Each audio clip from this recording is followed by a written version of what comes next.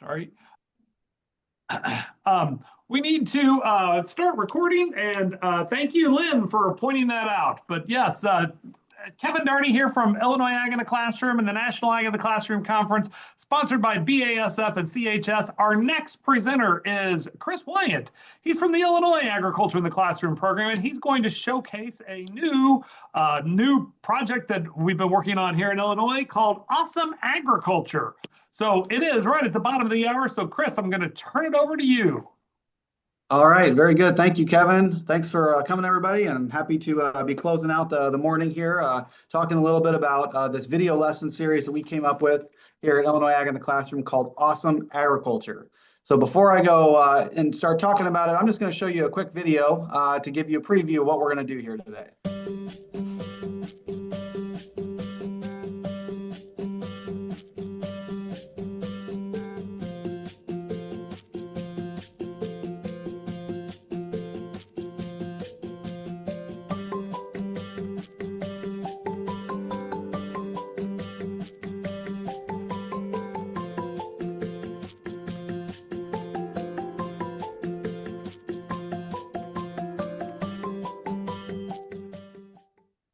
So that just gives you kind of an introduction to this video lesson series that we've made called Awesome Agriculture. So any of you educators that are currently using things like Generation Genius or Mystery Science, common things that are utilized in elementary science curriculum, and we were tasked with the job to try to come up with an alternative to programs like that also connected scientific reasoning and scientific concepts with agriculture.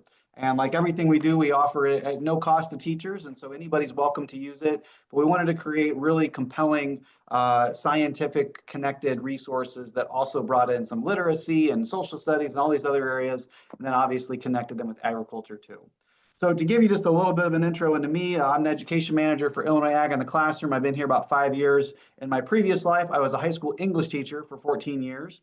That might seem like a strange jump to go from the English ed world into the ag literacy world, but I'm also a specialty crop grower. My wife and I have had a fresh cut flower farm for about the past 10 years. And she's been, for the most part, been a full-time flower farmer for about the last 5 or 6 years. And so in all my free time, I help out on the flower farm and grow a number of other specialty crops there as well. I'm also an avid teller of dad jokes, but we've only got 50 minutes today, so I'm gonna try to skip as many dad jokes as I possibly can here this morning. So here's what we're gonna do today to make it awesome here as we talk about awesome agriculture. I'm gonna give you an introduction into our Illinois Ag in the Classroom resources, highlight a few things on our website. Then I'll zero into this Awesome Ag program to give you an idea of those resources and how you might be able to utilize them for yourself. And then I'm going to give you some specific awesome ag videos and lessons, and we'll do a couple things that if we were in person, we would do interactively, but we'll all kind of model them for you here from my desk here. So what I think I'll do first here is I'm going to go out of this and go to our website. So our website is just agintheclassroom.org. And we worked really hard the last couple of years to create a really extensive website and make it as user-friendly as possible. And so I'll just highlight a couple things here, and then we're going to zero in on this magnifying glass logo here, this Awesome Agriculture. But all of our lessons on our website, if you're interested, anything piques your interest here today, everything's organized by topic. And then you can also click on that topic or that subject, and then you can drill it down into whatever grade band you want as well. So we've got standards aligned lessons for K through 12 education, all there on our website. We also have a lot of print resources, and all those print resources are available, again, at no cost on our website. So if you go to teacher resources and ag mags and readers, again, everything's organized by topic, but then we also drill it down into each individual resource. So our ag mags are typically like a 4th through 6th grade reading level. We also have, we've started creating some digital versions of those that are called scrolly telling that are kind of an interactive thing that move as you scroll down the page. We have junior ag mags, which are very similar to like Scholastic.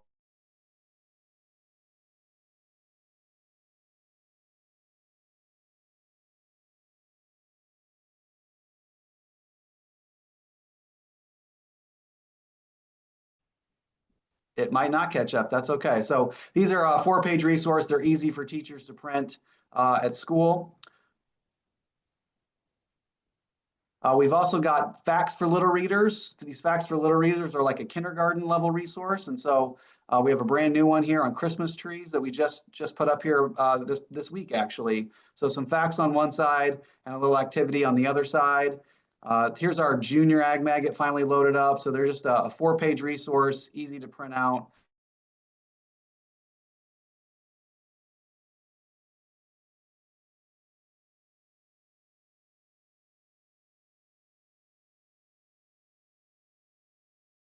Like my internet is going down. Let's see here.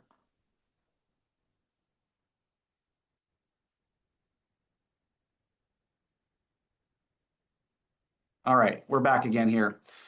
We've also got readers, which are more of a junior high reading level. So those can be found here, as well as we have what are called Facts for Little Readers, or sorry, not Facts for Little Readers, Farm Bites, which are on a variety of specialty crops that are grown here in Illinois, but not ones that we grow as commonly as things like corn and soy and wheat here in Illinois. And so we've got all those resources on our website. For what I want to do here this morning, though, is I want to focus on this awesome agriculture program that we came up with. And so essentially what we wanted to do was we wanted to ask thought-provoking questions to students and get them to be able to talk, not directly, but talk to a farmer, experts, people in the agriculture industry, and get them to get more information to help them answer these thought-provoking questions. And so as a way to kind of demonstrate that, I'm going to go back to my slideshow here, and I'll do kind of a preliminary activity to just kind of get us thinking about this a little bit. So let's say that we wanted to get students excited about dairy. I wanted them to ask questions and want to answer exciting questions about dairy. So one thing to think about with dairy is it's been in the school lunch program for decades. It's oftentimes, depending on where you are in the country, dairy is often the most local thing that students are consuming on any given day. Here in Illinois, the distance is about 100 miles on average from the dairy plant to the end user. So it's something that is a part of students' daily lives at school. It's something that they can engage with. And so there's this great website called whereismymilkfrom.com, if you're not familiar with. So every dairy product, oops, I clicked the wrong button there, sorry about that. Every dairy product has a code on it. And so if we go to this website, whereismymilkfrom.com, I've got a couple different milk chugs here. And so there's a code near the expiration date. This one says 18-1000. So if I type that into whereismymilkfrom.com, it will tell me that this came from a dairy in Indiana. So we have a dairy just right up the road from here, maybe 40 minutes away. But for whatever reason, the Schnucks down the road that I bought this at is getting their milk from Huntington, Indiana. I mean, I can see what else this dairy does. We can also talk to students about things like expiration dates and best by dates on milk. And so if I have a half gallon of just whole milk like this and compare it to say a Nesquik, right? This Nesquik, I can tell you, also came from Indiana. The code on this one is 18-1901, and I can see that came from a Nestle plant in Anderson, Indiana. The difference, though, between these two milks is kind of an interesting thing that students might not think about. And when I talk to adults about this, a lot of them don't think about it either. This milk I bought in May, and the expiration date for it is not until the middle of October of this year. And so often when I talk to students or talk to teachers about this, everybody thinks, oh, it's got a bunch of preservatives in it. Well, actually, no, it doesn't have preservatives in it. It's gone through a different process called ultra high temperature pasteurization, right? That allows us to create a shelf-stable product by just heating that milk up a little bit more, killing more potentially harmful bacteria or pathogens, and with the right packaging, we can make it so that it doesn't even need to be refrigerated and can last for a really, really long time. So students at school could take their milk chugs from lunch, bring them back to the classroom, and be able to check and see where all their milk came from and get a better idea of some of those supply chainy kind of things. All right, so we get them thinking about milk, we get them thinking about something they're consuming every day, but then we can start asking, well, what other things come from dairy cows? What other products are we able to get from them? And so the question that we have in our awesome agriculture program is, do cows make ice cream? How do we get ice cream, right? Where do cows make ice cream? And so the way that we developed this program, we intentionally designed it in a way that teachers could do everything. They could take an entire week and do this full sequence of events, and they'd have a full week of science and agriculture lessons that they could use during that science time. So I'll kind of go through these 6 steps. The nice thing about how we tried to design it was if teachers didn't want to go through all 6 steps, they can pick and choose what they want and use whatever they want. So if you're doing an activity related to dairy and you just wanted to show our 3-minute video and use that as a starting point for further discussion with other things you're already doing, that works just fine. If you wanted to just use the book recommendations that we have that go with it, you could do that and still be fine. So we tried to make it as user-friendly as possible. But our suggested sequence of events is to go through these steps basically. So plant the seed is to just ask this thought-provoking awesome ag question. Ask an expert is where we actually watch the video and go to a farmer in Illinois or somebody in the agriculture industry in Illinois and get them to help answer that question for students. Then they go on to grow together, so they do some kind of recommended activity. I'm going to give you a number of examples of those today. Dig deeper, we connect it with some of our text resources. We have vocabulary lists that go with it. We have multiple other external resources that can connect with it. Harvest your knowledge, where they're going to have assessment. We have worksheet assessments that go with this, as well as online review games such as a Blookit. If you're familiar with Blookit, it's similar to Kahoot, if you've used Kahoot before. And then finally, extend your season is to, we have a bunch of other resources that can connect with it, and a number of other book recommendations and things that could go with it. So just to give you an idea of this, so I'm going to show you the first part of our Awesome Ag video for dairy. So again, our question is, do cows make ice cream? So this will give you kind of a taste of what these look like.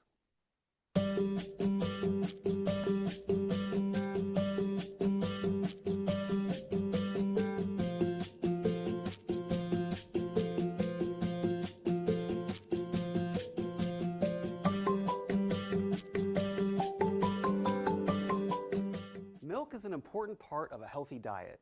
Did you know that milk comes from dairy cows? We have around 81,000 dairy cows in Illinois, and each one of those cows produces about 8 to 10 gallons of milk every day. That's enough for over 100 glasses of milk. I bet that milk is served at your school during lunch every single day. Did you ever hear that chocolate milk comes from brown cows? Well, I'm here to tell you that that is just not true. There are many different types of milk we can purchase at the grocery store, but what else comes from dairy cows? There's more to dairy than just milk, right? There's yogurt and cheese and butter and... Wait, do cows make ice cream? Let's go to Linkeitis Dairy to learn more about dairy cows and find out if cows actually make ice cream.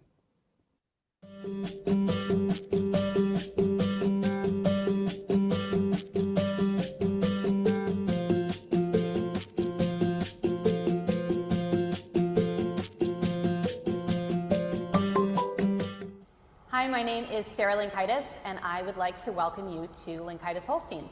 This is my family's dairy farm. I farm along with my husband Andy and our 2 children, Lucas and Nora. This farm was purchased by Andy's family in 1983, and Andy and I began farming here in 2014, making us the 2nd generation at Linkeitis Holsteins. The barn that we're in right now, we built in 2018 and included some of the latest technology available to dairy farmers. So that includes what's on the other side of the windows here, which are our 2 robotic milking units. So these are available to our cows 24 hours a day, and they can come and visit the robotic milking unit whenever they would like. On average, our cows milk about 3 times a day, with some of them visiting the robotic milking unit up to 5 times a day. So when the cow comes in to milk in the robotic... So I'll pause it there. The video goes on for just a couple more minutes, but I really like highlighting this dairy farm here in Illinois, and it goes on to talk about it a little bit more in the video. But this dairy is in a fairly residential area. There's houses all around it, and so they've highly invested in technology to make sure that they're being good neighbors. So you go on this farm and it doesn't smell, it doesn't have hardly any odor at all, because they've invested in this barn that has this massive tank underneath of the barn to hold all the manure and make sure that they're doing right by all these neighbors who live really, really close to them.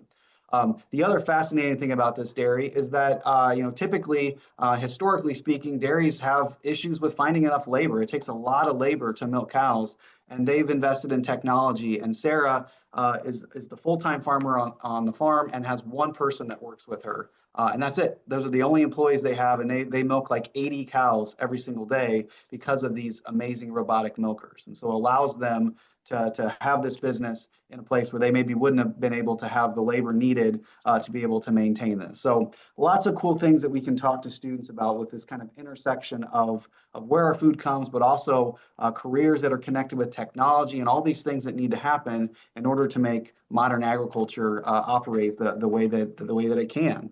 And so if I go out of this, I'll go to the actual Awesome Ag page. And if I go to our dairy page here, so you can see here, it kind of follows that sequence of those 6 steps that I talked about. And so we've got our question, we've got our video. The recommended activity we have with this is to make ice cream in a bag. If you've never done this, this is a great experiment to do in class. And so it takes some Ziploc bags, some heavy whipping cream, and some milk. And some rock salt and some ice, and you literally double bag it up in your Ziploc bags, wrap it in a towel or put on some gloves, and just shake, shake, shake until it turns into ice cream. So we actually did this in our office yesterday, getting ready for, we filmed a video because Monday is National Ice Cream Day. And so this is a great activity to do to get ready for that. And so this lesson actually has students get different combinations of milk and whipping cream and half and things like that in order to do a taste test basically of these different types of ice cream and how it affects the flavor. We go on, we connect it to our ag mags. We have worksheets that go along with each of our ag mags. We've got vocabulary words. We provide possible discussion questions for students, and then we give the teachers the answers, so they don't have to do all that background information, that background research. We've got it all here for them so they can help facilitate that discussion with their students. Here's our review activities that go along with it, and then additional resources, including some from some of our industry partners. And then, as always, we do a lot with literacy here at Illinois Ag in the Classroom, and so we're always connecting it to books as well.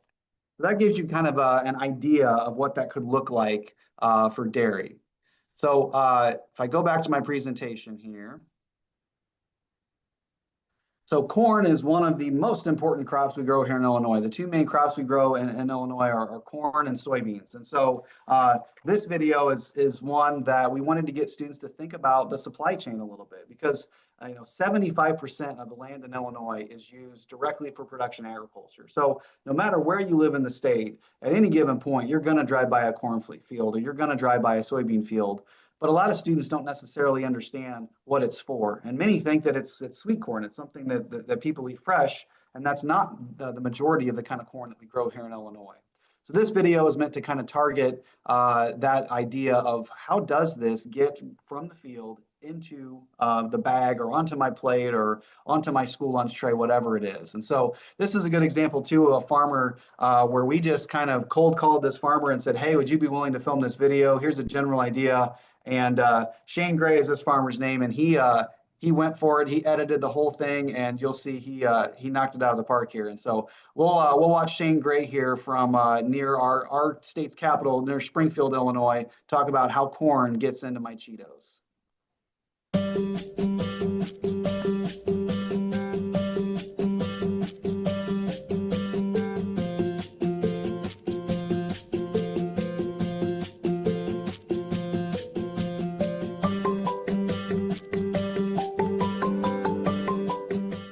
If you're from rural Illinois, chances are you have driven down roads with fields and fields of corn on either side of you.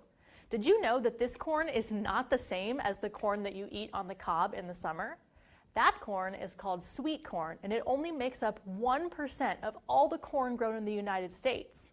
The corn you drive by all across Illinois is called field corn or dent corn, and it's harvested when it's hard and dry, and then ground up into feed for livestock, fuel for our vehicles, and all kinds of food products that we enjoy every day. Yes, even Cheetos. Nearly 10.5 million acres of Illinois farmland are used to grow field corn.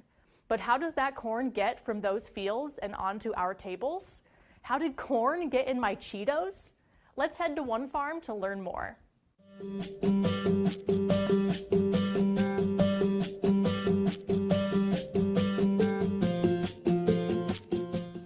Hi class, my name's Shane Gray. I farm with my family here in Sangamon County, just outside our state capital, Springfield. We grow both corn and soybeans, and along with farming, we sell crop insurance, we run a trucking company, Plus, our family runs a grain elevator right over there. I understand you want to know how the corn we grow here on the farm ends up in your food. First off, let me explain there's two types of corn. There's a sweet corn, which you're probably most familiar with, and then there's something that looks like this called field corn. Sweet corn, we usually harvest it when it's soft and moist and sweet. Field corn, we wait for it to mature late fall, stalks dry, and it comes out hard and dry. The sweet corn is what we have and we call corn on the cob. Field corn, if you were to take it home and boil it, it wouldn't matter how much butter or salt you put on it, you wouldn't like the taste of that. I want to focus a little bit on the field corn. This is what we grow here on our farm in Sangamon County. Field corn contains a great deal of starch. It's mostly starch with very little sugars, whereas the sweet corn that we had mentioned earlier contains much more sugar and very little starch. What I want to do now is show you the process of how we grow this corn and how this ends up in cleaning products, fuels that run our cars and trucks, and in many cases, some of the other foods that we eat, whether it be chips, Cheetos, or whatever it may be. The first thing we have to do is we have to harvest the corn out of the field. We do that with a combine. Let's go for a ride. Hey, once we're in the combine, what we're going to do now is we're going to go through and we're going to pluck each ear of corn off each one of the stalks, and then this machine right here, it's going to take each kernel off the cob, throw it into a hopper on top of the combine, and then throw all of the rest of it, what we call trash, into the field. As you can see, these combines are amazing machines. They're going to cut the stalk, strip the trash, and pluck each kernel off of the cob and separate it, doing all of that in a matter of seconds. Once the combine's full, then we have to put the corn that's in the combine into the semi-truck to take it to the market. All right, class, the truck's full. Now we're here in the elevator delivering the corn to the company that bought it. Let's go dump it.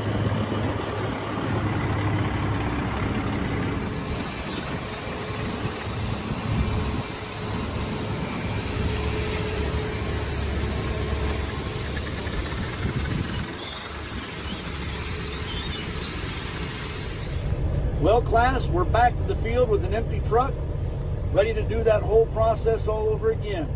Thanks for stopping by the farm. Hope you learned a little bit about field corn, and now you know the whole story. We did not tell him to go buy a bag of Cheetos and eat it. I mean, he had everything down. So it's pretty hard to find a farmer who's willing to film a video for you while they're in the middle of their corn harvest. But that was pretty great. So. Okay, so the activity, once kids have watched this video, once they've got an idea of what the different steps that this corn is going to go through, we can get them thinking more about the corn itself and how we can take that kernel, those individual kernels he was talking about, and turn that into all sorts of products, right? There's thousands and thousands of products in the grocery store that have corn in them, in addition to all of the meat products that wouldn't be there if those animals hadn't been fed the grain that they were fed, right? So for this activity, this is a corn dissection activity. And so what you need to do in order to do this is get some dent corn, get some field corn, and if you put it in some warm water with a little bit of Dawn dish soap overnight, let it soak in there. That dish soap and that warm water are going to kind of start to soften this outer shell on the corn kernel. What we do is we do this lesson, periodically, and so we just freeze like little bags. We soak it overnight, dry it off a little bit, and put it in a Ziploc bag and pop it in the freezer. And then this morning when I came to work, I just pulled this bag out of the freezer, and by now it's fully thawed out and ready for me to do my dissection activity. In order to do that, you could do it a bunch of different ways. We had these little cards made, and they're thin. They're maybe the thickness of like your health insurance card. They're thinner than a credit card. But we have these where they have all the different parts of the corn kernel and talk about the different types of corn on the back as well. You wouldn't have to invest in something like this. You could use literally anything. You could even use little butter knives or something like that. But this works really, really well as a dissection tool for these kernels. So typically what we do first is we have students take the kernel, and it's going to be hard for me to kind of show you here, but they basically, they dissect off that tip cap, off of the end of the kernel, which typically reveals some black inside that kernel. Which is a sign that plant, if we went out into the field as this corn was starting to dry down and we pulled off the tip of that kernel of corn, if there's that black tip in there, that means that plant is dying. It's done photosynthesizing, and it's actively drying down, getting ready for the farmer to be able to harvest that. So once we do that, we take that tip cap off, we can use our dissection tool and slice the kernel in half lengthwise. And again, it's going to be a little hard for me to show you that on here, but you can see I've already dissected this kernel apart, and I can look down into that kernel and see the different parts of it. And so that's where this card comes in handy. And I'll try to show you this the best I can. So the students should be able to see, with the naked eye, should be able to see that endosperm, which contains starch and protein. They should see the hull, which has fiber in it. The embryo or the germ has the oil, things used for corn oil. And then that tip cap also contains fiber as well. And so that card explains all that. We also recommend, if you aren't familiar with these little microscopes, we use these for a number of activities, but works really well for this too, to allow students to get an idea of what's inside that corn kernel. We just got this off Amazon. It's actually marketed as a coin microscope. But it's really great because it has a screen, so you don't need one for every student. You could have 4 or 5 students around this one microscope looking at the screen. You can also plug it into a projector, and you could have it up on your monitor or on your smart board, whatever it is. But really, really high quality microscope, and currently on Amazon costs $35. So it's a really inexpensive thing to add to your classroom. And there's a lot of different science and agriculture related activities that you could do in conjunction with these. And so these are linked on our website as well, but it's a coin microscope, again, about $35 on Amazon. So a good investment for your classroom, would pair well with this corn dissection activity as well. So basically the goal is to get students to understand that, yeah, we've got this corn, we've got these kernels, but we have all these different processes that we can put this through to separate it out into different products that we can use both to feed us as well as to feed livestock as well. So helping them start to understand all those different processes and all those different careers that go into that. All right. And again, we could do that for just about any crop. Corn just happens to be one that has grown extensively across the country and is used as a huge part of our daily lives, whether we realize it or not. Right. All right. So that's our corn Awesome Ag video. I've got one more video that I'm just going to show you a little bit of, and I'll show you an activity that goes with this that I really like to do. And so the question we have to go along with pork is, why do pigs live in barns? So Illinois is the number 4 pork producer in the country. We've got a lot of pigs here in Illinois. And so the question we want students to think about, because usually when we read a children's book or we think about what we've seen in movies, we think about pigs wallowing around in the mud. But in most cases, both in Illinois and around the country, in most cases, commercial pork production is done in barns. So why do we do that? So Chad Bell here is another Illinois farmer, and he's going to explain a little bit about that. So I'm going to skip the earlier intro part of the video and just go straight to Chad Bell here.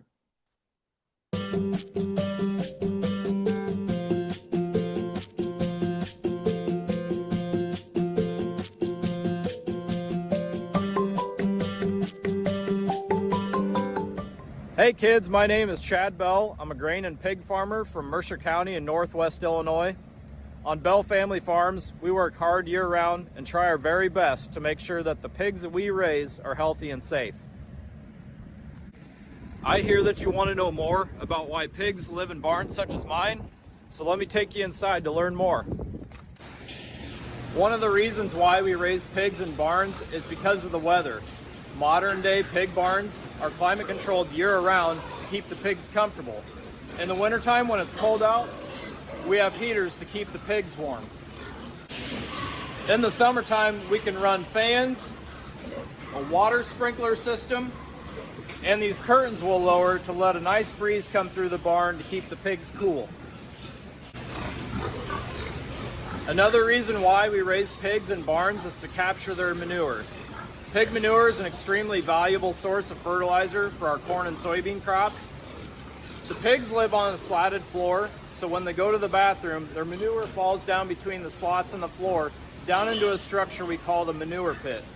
Each fall after crop harvest, we pump the manure out of the manure pit and apply it as fertilizer for next year's crop. Another reason why we raise pigs in barns is technology. Technology allows me to be more time efficient and produce higher quality pork products for you and your family.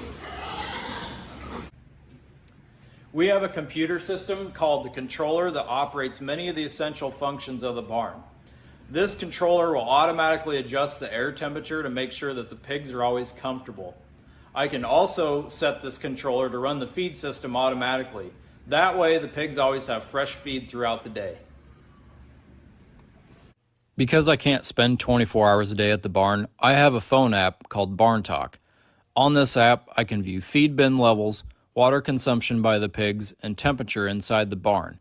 I can view this information anytime, anywhere, day or night. Now it's time to join your classmates and teacher to learn more about pigs and pork. Thanks for stopping by the farm.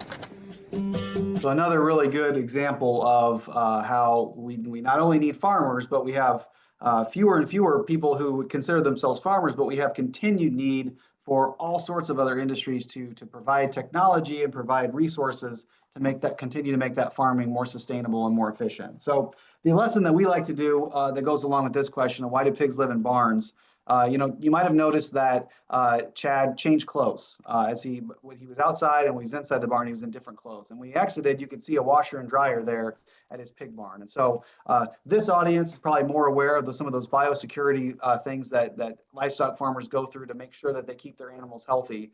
But for the general public, they maybe have no idea of all the things that we do to try to keep those animals safe. And so I got a little $10 pig that we picked up at IKEA. And what we typically do as this video is playing is we pass this pig around, and it's fair season here. Our county fair is next week. And so we give them a little fair brush and so that the little show brush, and so they can kind of cuddle the pig and they can kind of brush the pig and pass it on to their classmate. And it goes around the entire room throughout that presentation or throughout that video. When we get to the end of the video, then we can talk about, okay, why do you think Chad changed clothes? What do you think he was doing? And so they can talk about all those things. And eventually comes out, well, maybe he didn't want to bring anything into the barn to get his pig sick. He wanted to make sure that he was clean and everything on him was clean, so he didn't bring anything in. And so then we can ask our friends in the classroom, well, how well did you wash your hands today? Are you sick? Is there anything that you maybe shared with our pig friend to get him sick? And then we have a magic flashlight that allows us to identify germs. And so basically the trick is that before we pass the pig around, we sprinkle glow germ powder on the pig. And you can't really see it once it's kind of built in there. It's going to be near impossible for me to show you on the video here today. But if you take a UV flashlight and then shine it on the kid's hands, you should be able to see that they've got that glow germ powder on them. And so we think about, okay, well, if you pass something onto the pig and then pass it to their friend and we go around and they can see basically they're all covered in these germs, right? So they've all shared their germs with the pig essentially. And so we want to make sure that they kind of understand that just the general concept of how diligently farmers work to make sure they keep their animals safe and healthy so that we have a safe and reliable food system as well. If you wanted to take this a step further, they've got this glow germ powder on their hands. Turn it into a hand washing activity. Send them to the bathroom, have them all wash their hands, and then use your magic flashlight again and see how well they're washing their hands, right? So then we can turn it into a human hygiene lesson as well, thinking about how well are we making sure that we're keeping each other safe and keeping each other healthy as well, just like farmers have to do with their livestock.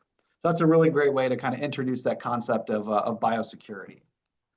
But I'm not going to show you any other videos here in the interest of time, but I wanted to kind of go through a couple more of the topics and lessons that go along with some of these videos throughout this Awesome Ag series. And so for beef cattle, our question is, why do cows chew their cud? A couple ideas for you. We have a great lesson called rumination navigation, where students, you can see the resources that are there in the picture. You use some Ziploc bags and a carbonated clear soda like Sprite, some chips, some Pop Rocks, and basically you replicate the ruminant digestive system through each of these Ziploc bags. And students even have a spoon that serves as the esophagus to pour the things into the mouth. You chew it up in the bag by just using your hands. And eventually, when they get to the final step of it, they basically have a cow patty, essentially, that they've added the Pop Rocks to, they've added the Sprite to, that carbonation, and so they can see that full digestive process through these clear Ziploc bags. It's a really, really great lesson. It also takes about 30 to 45 minutes, and it's probably only going to work for a little bit older level of student. So that's one option. That's a great one. But we have other resources too that take a little bit less time and still get kids some of that information.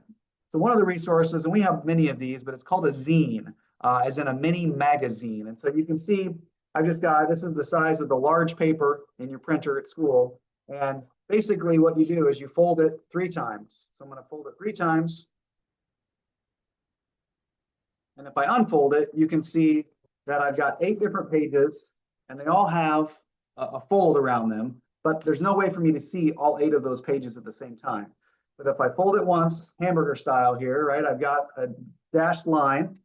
And if I take my scissors and I cut up that dotted line there, pretty simple. You can see I've got a hole in the middle. So if I do a hot dog fold, push out, I can wrap those pages around. And then just like that, I have my zine or my mini magazine. And then every single page I can now see. And so we have 8 of these on our website currently on a variety of topics, including this is our beef cattle one. They're not terribly difficult to make. Students could make their own on any given topic, but we just designed ours in Canva. They're not a hard thing. You just have to do the math on how big each panel can be, and it's pretty simple to make. But those are all on our website. If you search our lessons and just type in zines, Z-I-N-E-S, it'll pop up a page that has all of those, including a video and picture instructions on how to cut and fold them as well. And so that's a really great way to have activities and some back matter for students to kind of learn a little bit more about any given topic as well. So again, in this case, why do cows chew their cud, right? Cows chew their cud for basically the same amount of time that students are at school every day. So that's kind of a foreign concept to them. Obviously, all of this starts with soil. So we want students to think more about soil and be curious about all the soil underfoot. So we have a couple activities that go along with soil. Our question is, what is soil made of? And so one of my favorites is candy core sampling. And so you just take the little mini chocolate bars. The minis work great. And you can take the bigger straws, like a smoothie straw, and cut them down a little bit. And essentially, we're going to pretend like this candy bar is our soil. And we're going to take a soil sample. So we can talk to students about this idea of taking a core sample, of learning more information about our soil. But if I take my straw, I'm going to push it right straight down through this Three Musketeers bar. And you can see that I've got my different soil layers. And then I can actually cut that off. If you have multiple different types of candy bars, you can cut off that, maintain that sample, and then sample 3 or 4 different ones. And we've got a whole worksheet that goes with it where they use colored pencils to draw the different soil layers. But it's basically a way, you can see in the picture I've included there, depending on what candy bar you use, it's going to have different layers of different colors. And so it gets kids thinking about all these different soil types and soil compositions. For Three Musketeers, I like to say this is like the central Illinois soil that I have on my farm, right? Where I've got a little bit of organic matter on the top and then black topsoil as far down as I can dig, right? So that's basically all that I have here in the Three Musketeers, which I think is maybe this third one here in the picture here. But these other ones, like a Snickers has chunks of rock in it. If you do a Twix bar, there's like a little bit of topsoil in the Twix bar, that top chocolate layer, and then it's basically bedrock the rest of the way through, and you actually break the Twix bar trying to get the core sample through it. So a way to talk about the diversity of soils all across our country and even within your own state. I know in Illinois, we have like 700 different types of soil just here in Illinois. So a kind of a cool way to showcase that. If you're worried about food allergies with bringing in chocolate that has nuts and things like that, you can also do the same thing with different colors of Play-Doh. And if you get the little loaf pans that you make like a banana bread in, you can layer different colors of Play-Doh in there at varying thicknesses. And the same idea, they can go through and take different core samples in different parts of the farm or whatever it is, and they can do the same exact thing using Play-Doh as well. Another great lesson that you may have heard of before, we've made this lesson very popular here in Illinois. And so this lesson is called Soil Your Undies. So the idea is if you've got a pair of 100% cotton underwear, theoretically, right, the healthier the soil is, the quicker this will decompose if I bury it.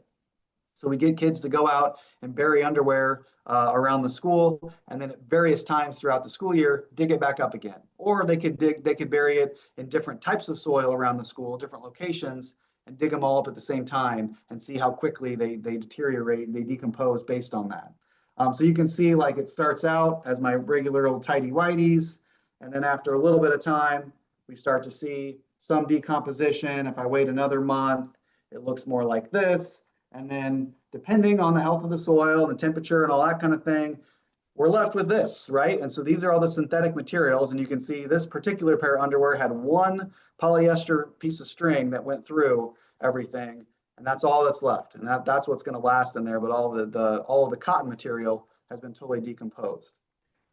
Likewise, I do a lot with worm composting bins. And so that'd be another cool comparison. Put one outside in the soil. You could put one in, say, a potted plant outside, and maybe put one in a worm bin and compare the biology of those soils and see how different things decompose in each of those things as well. But again, getting kids interested in the beauty of soil and understanding this living thing that we have, that's a win, right? To get students curious about that and wanting to ask more questions about that as well. In Illinois, I talked about corn and soy are big crops here in Illinois.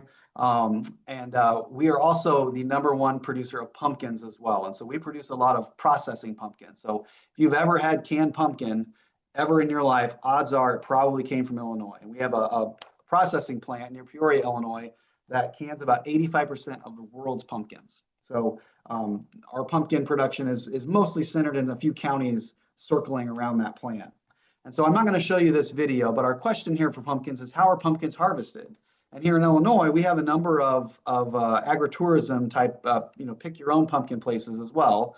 Those decorative pumpkins are, for the most part, all picked by hand. Very different than how we pick our processing pumpkins and get them to the plant. And typically, the amount of time it takes to get that pumpkin from the field, into the plant and into a can only takes just a few hours of time. It's a really, really quick process.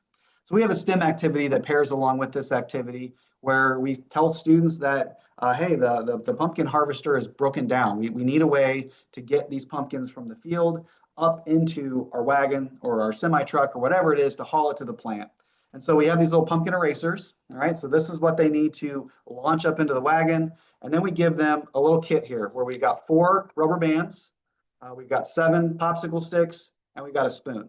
And again, it's STEM. We don't want to just tell them the answer, right? But we ask them to experiment and try to come up with a catapult to try to launch that pumpkin up into the wagon. So again, if we were together, I'd give everybody one of these sets and ask you to try to figure out a way to do it.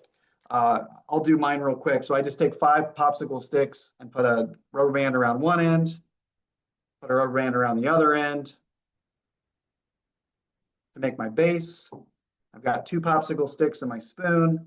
And if I attach those together with a rubber band near the bottom of the spoon,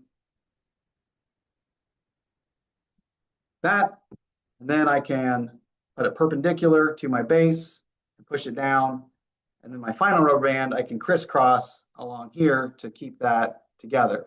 And I've taught this lesson to a lot of groups of teachers, and I see some crazy versions of this and some things that are arguably better than this one, right? And so you can imagine, if I had twice as many popsicle sticks on my base, or if my throwing arm was twice as long, or my spoon extended out beyond it and was more flexible, right? There's lots of different ways to experiment with that to kind of change how it launches that pumpkin. So this is a crowd pleaser. This is a great one that students love. We have a full lesson that goes with it where you can try to change the angle or change the trajectory or try to hit the target, and they can document all that data kind of along the way with that as well.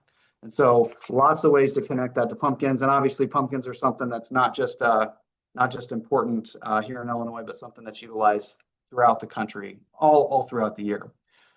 All right, so if I go back to our website, just to remind you, so everything I've talked about here this morning is on this Awesome Agriculture page. You can see these are all the video topics that we have currently. So we have a full set of lessons, activities, and videos that go along with every single one of these. Our goal is to get to 36 because what we want to be able to do is have 1 per week for the entire school year for teachers. And so we're going to continue to work on those and roll those out. But right now we have a number of really great ones. I personally really like the sports ones. We have a basketball and a football one. They're 2 of our most popular videos. And the football one in particular, we have an actual county high school football team that actually shares the information. So kind of cool for kids to see other slightly older kids sharing the connections between how we couldn't have these sports that we love without agriculture. It's absolutely integral to that whole process. And so all these things are on here. We've got our teacher guide that I showed you. If you're interested in how these things align to standards, we also have a quick view so you can see how each one of these topic areas connects with the NGSS standards as well. So that's all on this website for Awesome Agriculture. And again, if you come to our website, agintheclassroom.org, anytime you see this magnifying glass, that's Awesome Agriculture. And so it's a standalone website within our page, but we're going to continue to add to that and develop that out even more. So as I start to kind of close out here and I have a little bit of time for questions, I do want to offer, if you're interested in any of these resources, we send out a monthly newsletter. It's just once a month, and you'll be the first to know about our new lessons, activities, new awesome ag videos, etc. So if you're interested, you're welcome to scan that code and sign up for that monthly newsletter from us at the beginning of each month.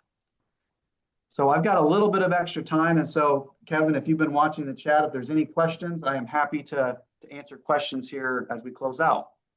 People wanted to see more of you, but you kept going between yourself and the screen back and forth, so it wasn't really a good time for that. But other than that, I think we're pretty well caught up. I put some more links in the webinar chat for those of you. But if anybody has a question, you can put that into question and answer, and we can answer them live right now. But yeah, the awesome ag thing has been really great, and working with those farmers, we've had such good luck working with farmers. The sports team, the sports teams have been really good too. We've got a brand new basketball poster. Some of you that were out at the National Ag in the Classroom Conference in Minneapolis got to see our basketball poster that goes along with. Forgive our allegiance to the University of Illinois and the Big Ten, but that's where our video on basketball is filmed. But yeah, we've got a number of great videos and a number of great resources that go right along with it. But I don't see any other questions and answers coming in. Okay, well, thank you so much for having me. Baseball poster. Unfortunately, we don't have a baseball poster anymore. You can research all the stuff and you can see it on our blog. Our posters are one and done, so we don't sell them. We get special money for grants that come in, and we don't keep them in inventory. We go through so much stuff, we just don't have them in inventory. But on our website, I will pull that back. Chris, can you? I will do that. But on our website, you'll find the stuff like you'll see the poster. We don't actually give you the rights to print it out, but all the stuff that goes along with it and our activities to go along with baseball are on there. But we do not have the poster, so you gotta get those while you can when they're fresh. So yeah. So yep. Totally think you can use the materials because again, everything from baseball comes from agriculture. Our baseball poster is backed with Illinois history. I couldn't remember what it was. It's our football poster that's backed with back to school. So everything in your backpack comes from agriculture, and everything on the football field comes from agriculture. So we have those two posters that go back to back. Had those two posters that went back to back. So yeah, there's the football poster. Yep. So. But if you look at the blog, there's one on the baseball as well, I believe, right, Chris? Baseball. Yeah, I'm looking for it. I think it's on there. Yeah. I think it's before, but yeah. So great question. If you want more info on those type of things, sign up for the newsletter. You'll get the first dibs on it. But I think those are the questions that are coming in. So. With that, we might give you back 4 minutes of your time back before we were supposed to formally close. But with that, thank you for joining us for the National Ag in the Classroom virtual conference. We've been doing this. We never knew we'd be doing this in 2019, but we've been doing this since 2020. So glad that you were a part of that. Special thanks to our sponsors, the CHS Foundation and BASF. All this information and more, follow National Agriculture in the Classroom on our website, agclassroom.org. Agclassroom.org is the National Ag in the Classroom website. And follow us on social media. You'll see all sorts of information on social media. These sessions have been recorded, and we will make sure we do that. Somebody did done core sampling of peanut butter and jelly sandwiches. That's a cool idea too. Yeah. Is it possible to edit material for a different state info? We call that ripping off and duplicating. You use our resources and add your stuff. But yeah, that's on you. That'd be great. Appreciate that. How do you sign up for a newsletter? Do we have a link? Chris, can you put a link in the chat? You had the QR code. Yep. You give me just 1 second and I'll do that. Yep. Yeah. So we got that, resources, awesome. Highly encourage you to take a look at it. Oftentimes in my presentation, we talk about mystery science. We do like mystery science, Mystery Doug. He is from Illinois. We know which elementary school he attended, that kind of thing. So kind of homage to that, but talking about agriculture. So with that, you've also got how to sign up for our newsletter. And we really appreciate that. Again, thank you for joining us. Thank you to BASF and CHS Foundation for supporting this. And follow us on social media, the National Ag in the Classroom program, and make sure you're signing up for things based off of the website. With that, we'll end the day and wish you a good summer and good luck preparing for the next school year. Thanks a bunch, folks.